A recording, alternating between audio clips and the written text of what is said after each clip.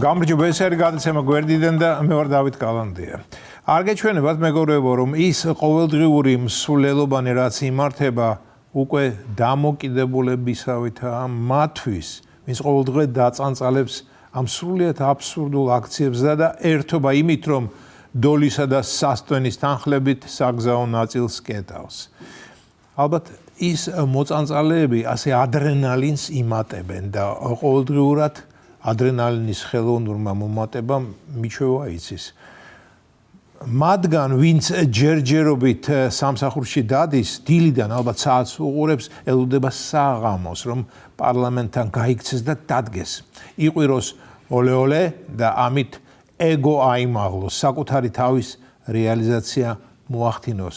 რაღაც სიტყვა თქვას თავის ცხოვრებაში. ეტყობა სხვა გზით თვით რეალიზება არ გამოსდის.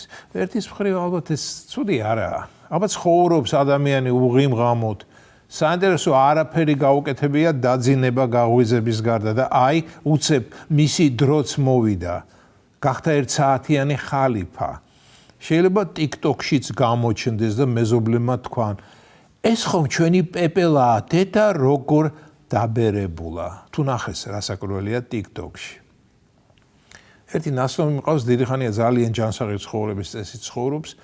დარბის ყოველ დღე ზამთარ-ზაფხულ, დარსად თუ ავდარში, დილით გამოდის და დარბის, თუმცა საკუთარ თავს მაინც ვერ გაექცა. და თუ არ ივარჯიშა, იმ დღეს ცუდად გრძნობს თავს.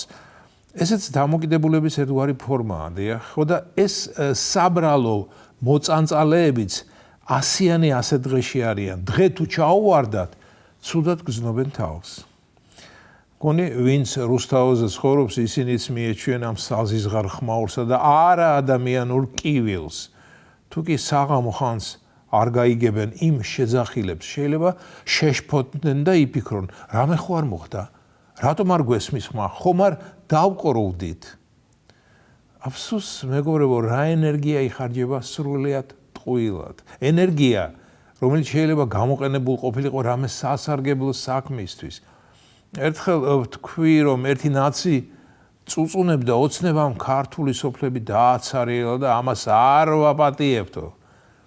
კაი დედმამიშვილო, ოცნებამ თუ დააცარიელა ქართული სოფელი, ნაცებს ბევრმა ადამიანმა მისახმა, ხო და შეიკრიბეთ ეს ბევრი ადამიანი, წადით სოფელში და იქ ნეგატივი რაც დაგიგროვდათ, მიწას მოახმარეთ. რა იქნება ამაზე სასარგებლო ქვეყნისთვის, მაგრამ ქვეყნის სარგებელი ნაც სულ ლაყუჩებზე ჰკიდია. დარწმუნებული ვარ, რამე სარგებელის მოტანა რომ შეედლოს არ გააკეთებს, რათა შემთხვევით ოცნების წისქვილზე არ დაასხას წყალი. აი ზიანი კი ბატონო, რამდენიც გინდა, როცა გინდა და როგორც გინდა. დიახ, მოწანწალეები ბევრი არ არიან, მაგრამ ხომ არიან.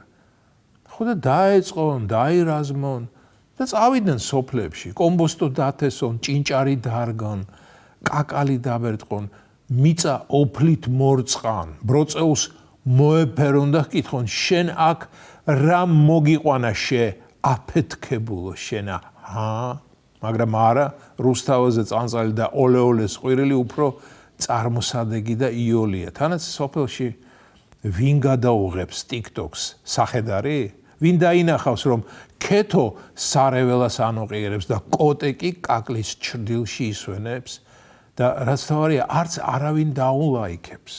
თანაც როგორც თქვი, ნარკოტიკივით გახდა ეს ღამის მსვლელობანი.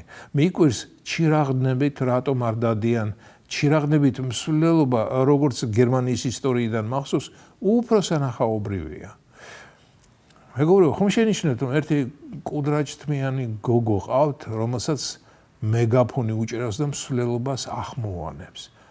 არ დაიჯერებდა, როდესაც მას დავინახავ ხოლმე, მისი არც სახელი არც გვარი ვიცი და დიდად არც მაინტერესებს, ხო და რომ დავინახავ, იცით პირველი რა მომდის თავში? მომდის თავში ის, რომ ღმერთს მადლობას ვეუბნები, რომ ის ჩემი შვილი არაა.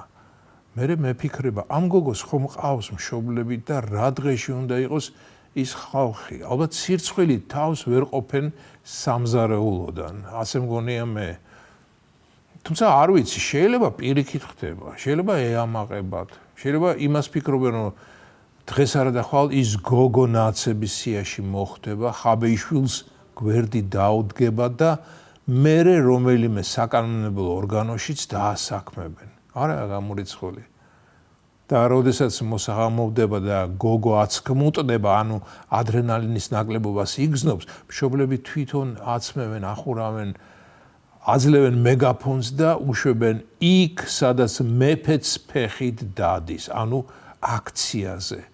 და მერე ტელევიზორთან სხედან და გახარებულნი გაჰყვირიან. აგერ ჩვენი გოგო მოდის. ეს იყო გადაცემა გვერდიდან და მე ვარ დავით კალანდია.